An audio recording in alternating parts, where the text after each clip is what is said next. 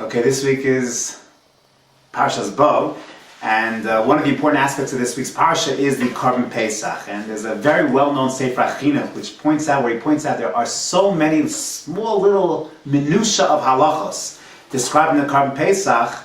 And the question certainly begs itself, why does the Torah care so much in all of these details of halachos? And the Sefer Chinuch gives a very, very well-known answer, which I will leave you to take a look at, but I just want to point out another idea. When it comes to all the details, what are some of the details? So number one, they were told to get the lamb on the 10th of Nisan, to hold it for 4 days, and then on the 14th of Nisan to go ahead and shecht it, to sacrifice it, to slaughter it and to sacrifice, to take the blood and put it on the doorposts. And then they were told to eat the meat. But how are they to eat the meat? Only roasted. They could not eat it cooked in any fashion. It had to be roasted. But not only did it have to be roasted, it could not be cooked, it could not be eaten raw, dafka roasted, specifically roasted. And when they roasted it, they had to take the whole animal and skewer it whole on what the Torah describes is rosho al kra'av al kirbo, skewer it whole over an open flame and roast it in that fashion. They had to eat every aspect of meat, every piece of meat on that animal had to be eaten. There was a prohibition of leaving any meat left over till the next morning. And if indeed they did leave it over, they were not allowed to keep it, they had to burn it in fire. And the question again begs itself, why kept they eating it roasted? Why couldn't they eat it in any other fashion? Why is there such an intense nosar that even the next day they couldn't leave any over? Why did it have to be roasted in the fashion it had to be roasted?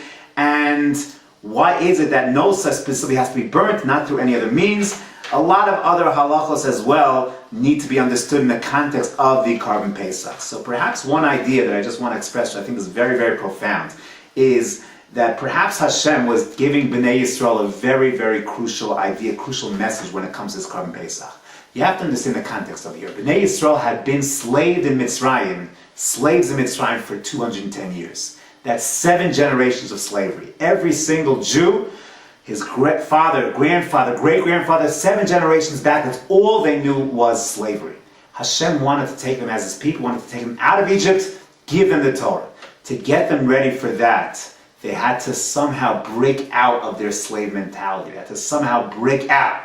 This was an intimidated people. So many years and generations of subjugation, they had to break out of being Avdei Paro and somehow become Avdei Hashem. What was the method of breakout? So we all know, the Midrashim tell us that the lamb, the keves, was the Mitzri god. So what they had to do is on Yud Nisan, 4 days before they even needed it, they took the Mitzri god in the face of the Mitzri, in the face of their Egyptian oppressors. They took their god. They tied it to their bedposts. It was bleeding. The Mitzrim had nothing to do about it. Then on the 14th, in front of the Mitzrim eyes, they took those sacred calves of the Mitzrim, those sacred lambs, and they slaughtered them to their faces. An act of tremendous, strength to take your oppressors and take their God and in their faces to destroy them. And not only that, but then they were going to go ahead and take the blood on their doorposts. That was a sign for Bnei Yisrael as much as it was for the Mitzvah that we are now free. We have a certain control. And they were told to take that animal and destroy it. Not just destroy it, but destroy in the most intense form possible. What is the most intense form of cooking? I would suggest that's roasting on an open flame. And what Bnei Yisrael saw by taking the whole animal, skewering it, and putting it on that open flame, they saw the animal. You could see still the form. When you cook something, it crumbles. They saw the form in its whole, and they were burning it, they were destroying it. This gave them the strength of Mesiras Nefesh to go ahead and break out of that slave mentality, break away from Mitzrayim. Then they were told that you have to eat it, not just to burn it, not just to kill it, not just to burn it, but to consume it. And if you couldn't consume it, then burn it up, totally destroy it in every sense, so there's nothing left of it, there's only ash. This took a great amount of strength. To do this, 210 years of slavery, to take their God, and in their face, if you will taunt them with it, to go ahead and take it and in their face overcome. This took a tremendous amount of Mesiras Nefesh, but that was what was necessary. In order to get out of Mitzrayim, they had to take that sacred cow and totally destroy it. That's what gave them the strength to move ahead, to leave Mitzrayim, and to accept the Torah. This is why the Korban Pesach had to be done at this juncture, had to be done specifically at this point, because this was the ticket to their exit out of Mitzrayim. When it comes to us in our day, we all have our, if you will, our Gentile sacred cows, our sacred lambs that hold us back, that hold us down, that oppress us, that enslave us. And sometimes at every juncture we have to ask ourselves, is there some kind of foreign God that is slowing me down, that I'm enslaved to, that I am persecuted by, that doesn't allow me to achieve a full sense of freedom?